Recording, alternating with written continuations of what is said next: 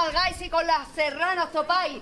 Sí, la serrana, con la que abraza partido, mata al oso, al jabalí. La que mil molinos así. ¡A callarse! La que aventaja el viento, cuando corre o cuando salta. Sí, la serrana. Luchando a un hombre desarma, con la que en sus manos hace 3 herraduras astillas.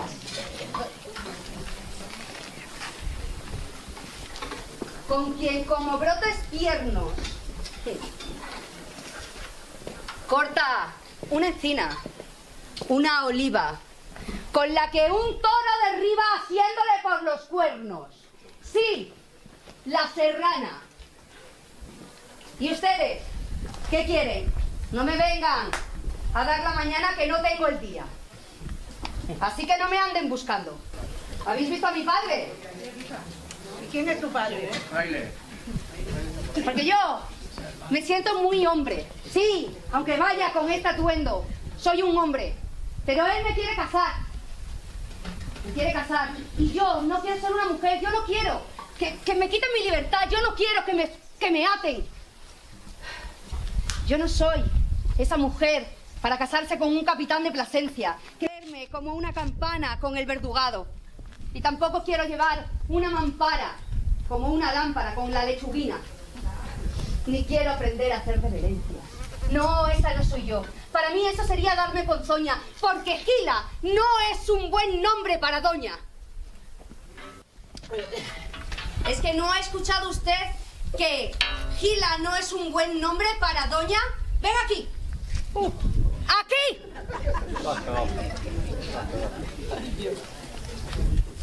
¡Ya!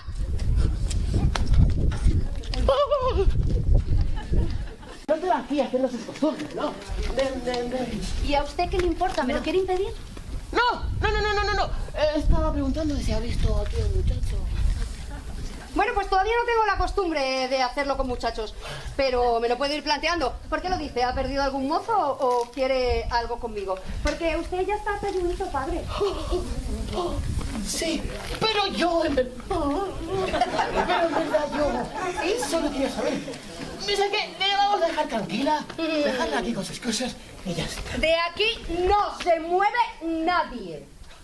Antes voy a revisar a todos estos hombres, no vaya a ser que me quiera quedar con alguno. No, esta gente está toda bendecida. Él está, se llama Gerardo. Ajá. ¿Sí, Gerardo? Sí. ¿Quién es aquel? ¿El de las canitas? Conmigo. No. Ese no. Este. Padre, desde luego, este. Todo hombre se equivoca. Somos seres humanos. Podemos equivocarnos. ¡Venga, marchaos! Que con estos atuendos está claro que no queréis estar con ninguna moza. ¡Vámonos, no sería, por favor, vámonos! Vale, me voy yo.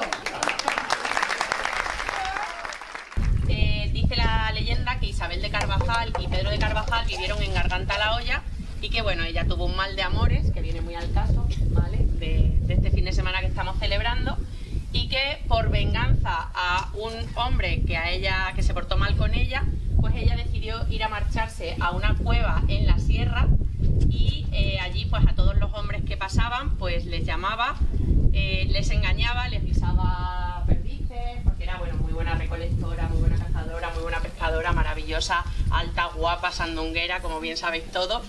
Y después de aprovecharse de ellos, digamos, les mataba. He hecho este rinconcito tan maravilloso que no sé si lo conocíais, los que seáis de Pasarón por supuesto, pero los que no fuerais de Pasarón no sé si conocíais este rinconcito, en el que quiero señalar dos cosas. Una, que no quiero que se me olvide, ya se lo he dicho creo que a todos los niños, pero ahí detrás tenéis la casita del ratoncito Pérez, ¿vale? Así que cuando se os caigan los dientes podéis venir a traerle los dientes ahí al ratoncito, que además, mira, se lo han decorado también con corazoncitos preciosos.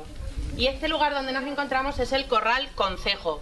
No sé si sabéis cómo funcionaba el Corral Concejo, pero bueno, pues mucha gente antiguamente, si a lo mejor cada uno tenía 4 o 5 cabras, 8 cabras, 10 cabras, en lugar de subir todos los días a llevar a las cabras a pastar y volverlas a bajar, lo que hacían era dejarlas aquí, esto estaba cerrado, lógicamente, para que no se escaparan las cabras, las dejaban aquí y cada día las subía un vecino.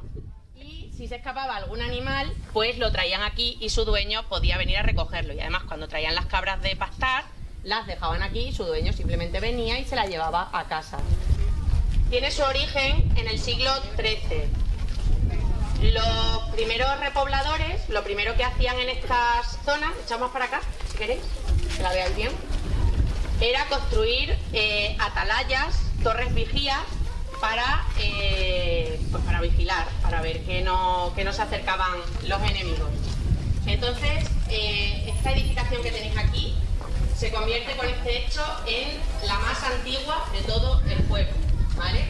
Sobre todo pues la parte de abajo, porque luego ha sufrido modificaciones, que os voy a enseñar. Fijaos en la puerta de acceso, que como veis es un arco apuntado, y toda la parte de abajo es de mampostería y solo la sillería está prácticamente en las esquinas. Hasta por encima de las saeteras. Por encima de las saeteras, aquí os tenéis que fijar bien, porque la torre llegaba hasta ahí, pero hubo dos ampliaciones, una en el siglo XV y otra en el siglo XVI.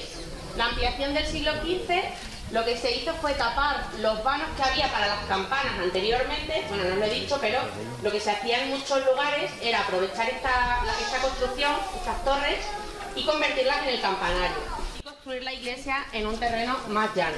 Esto ocurre en otros lugares. Es el añadido del siglo XVI, que es obra de los señores de la villa, que eran, como sigo insistiendo, los que tenían el dinero para llevar a cabo este tipo de obras, que está hecha con sillería. ¿Veis la diferencia? Todo es sillería. Además está su escudo por este lateral, aunque está muy borrado, ¿vale? Pero está el escudo, porque ya os he dicho antes que siempre que pagaban el dinero para hacer una obra, les gustaba que apareciese allí su escudo para que todo el mundo lo supiera. Trasera. Y vamos a ir un momentito a la portada principal.